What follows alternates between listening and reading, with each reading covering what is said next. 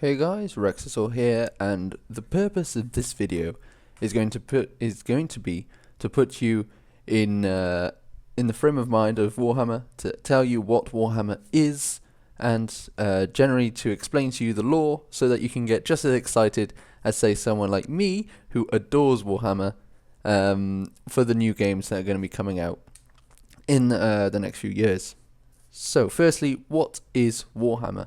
Well, Warhammer is originally a high fantasy tabletop miniature game, as you can see by the pictures behind you, where models are put into units of about 10, going up to about 50, depending on what faction you're playing as. They have leaders and generals that some of them can use magic, some of them can also ride dragons, as you probably saw in the trailer for Total War Warhammer. If you haven't seen that trailer, then you should, because it's bloody amazing. Now, I'm going to show you now a picture of the old world. Here it is. And as you can see, it's quite a big map. You may sort of see it, and it might seem a little familiar to you. That's because it is very based on what our world looks like. You can sort of make the Americas on the left, Africa down below, Europe in the middle, and then Asia and Japan and Australia down the right-hand side. Now, all the factions are based somewhere on that map, but what we're going to focus on is really the map of the Empire, because that is where the first game is going to be set. At least that's what I assume, knowing that there's only going to be 4 factions in the first release of the game.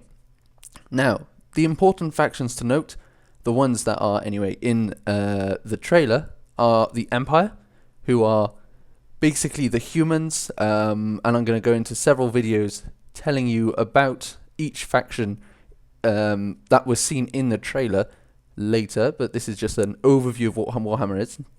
But you have Empire, who are the humans. They're led by a emperor, believe it or not, and the Empire is split, as you can see, into several different regions, and each region has what's called a count, and these counts elect within themselves a new emperor every time an emperor dies, which is really awesome kind of election kind of thing.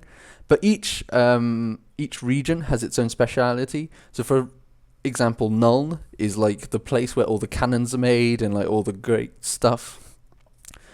Dwarves, who live in the mountain ranges around the Empire, they have a long-standing alliance with men. They don't particularly get along that well normally, but because of the amount of invasions they get from the Orcs, from vampires, from chaos, the dwarves also have trouble with the Skaven, who are not in the game, but I will go into much later. But yeah, the dwarves are basically just like dwarves you would think about in, say, Lord of the Rings, for example. They like to mine to get jewels and stuff, except these dwarves don't use magic as such. I will go into a video explaining what magic is, but they don't use magic, they use runes, and runes is their way of combating spells and things like that. Vampire counts live in a very small part of the Empire. Basically, there used to be another elector, and he turned vampire, and ever since there's been sort of a secession from the Empire of these vampires counts. There are a collection of vampires. They're not led by anyone, there's several different families, but the strongest of which being the Carstian family. And I'll go into, once again, into a video further explaining this. But basically, you got the strongest units or people, which are going to be the vampires themselves, riding their bloody dragons, literally called blood dragons, actually, I think. And they lead massive hordes of zombies and ghouls, and other vampires will raise stuff, skeletons and stuff like that. So you can think really obvious, massive battles against skeletons. Also, we have the Orcs, who are going to be probably, I think, in the game, the most important factor. And I think they're the ones that are probably going to resemble more a horde, as we've seen in Attila, in the way that they're going to be portrayed, I believe. They might do something different, because the Orcs kind of live in the Badlands, which is to the right side of the map. It's actually off the map. And then they've come over the mountains to attack the Empire, and they do this periodically. The Orcs are separated into several different tribes, and there are some really strong tribes that we'll go in once again in a later video. But the Orcs are basically just invaders. They go in, they invade, they pillage, they try and destroy the Empire because they hate them, and then they get defeated and go back usually. Now, orcs are separated into something called orcs and goblins, and the goblins sector is much less brute than the orcs, much more sneaky, and they actually attack the dwarves more than the men. Obviously, orc armies will have goblins in them, because goblins sort of swarm around them and go, oh my god, they're going to do an invasion, we love invading stuff. But the goblins themselves, if there's a just goblin clan, they will go and usually attack the dwarves. So we can expect in the game to be some goblin tribes next to the dwarven ones.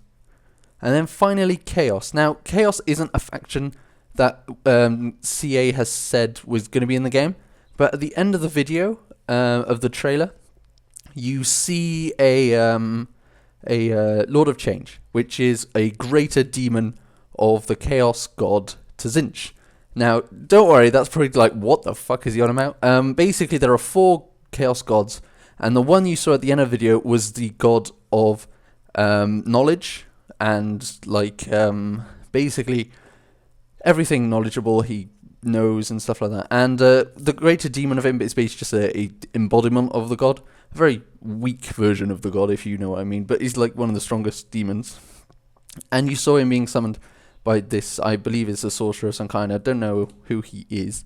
He's probably just made for the game or something. But yeah, so Chaos is usually up the north of the map. They live in the north. I can't remember what it's actually called. Whoops. But it's basically just this massive plain of chaos, and they keep periodically, a bit like the orcs, they periodically invade downwards. But the thing is, Chaos are much stronger than the orcs, due to things like demons and the fact that Chaos look badass as shit. So that's pretty much the factions that you can expect in the game. There are other factions which I will do in later videos, but because Total War Warhammer won't be having these factions, I don't think it's that important to explain to you what they are until I've done the main 4/5 with Chaos factions that will be in the game. So why is this game going to be awesome? Well, as you know, because I've sort of said it, in Warhammer, the tabletop game, units are formed in, groups of 20, 40 kind of thing, which is exactly the same way that Total War has been going on since the very beginning. They've been small unit size, they've been battle lines with cannons sometimes, guns. It's Warhammer, Total War Warhammer is going to resemble Medieval 3, or, well, what will potentially be Medieval 3, but with added things such as flying units, dragons, with special abilities like breath attacks. There's going to be magic, which is going to be great, and there's going to be all sorts of new features and stuff. And another thing that is going to be so good, and I know a lot of people have been saying, what, they're not even giving us a full game.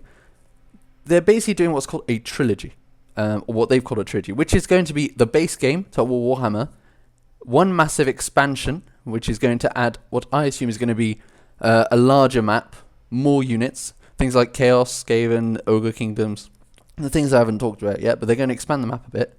And then a third expansion, which I think is also going to expand it again. However, they could also do it, that's what I believe is going to happen, but it could do it in the same way of Fall of the Samurai, where they're basically going to just do it at a different location. So we might see the fights between the Lizardmen and the Elves and the Skaven kind of thing, which happens in the Americas side of the map.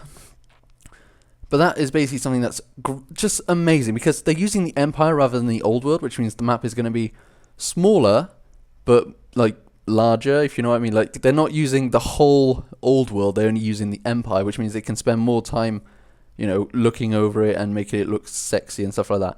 Also, because there's only going to be 4 playable factions and 4 factions in the whole game, it means that it means that they can focus more on making all the unit rosters look so sexy and balanced, but also on the mechanics of the game itself, because they're not too busy worrying about, how will the mechanics for the Skaven works, or the Elves, or the Bretonnians, or the Ogres, They don't, that's not something they're going to be worrying about. They're just going to be worried and looking at whether magic works, or whether flying units are flying properly, etc., etc. So anyway, that was the first video for my Total War Warhammer sort of what is. So this is the first video. The next video will be all about the Empire. So you will know a bit about the lore of quite a bit about the lore of the Empire, and what kind of units you can expect in the game, etc., etc. And then a few videos I'll be going over the dwarves, the orcs, the vampire counts, and then finally I'll be going into the other things about the games, things like magic, and general histories maybe. But there we go. So thank you very much for watching. Hope you enjoyed this video, and be on the lookout for the next few videos of this series.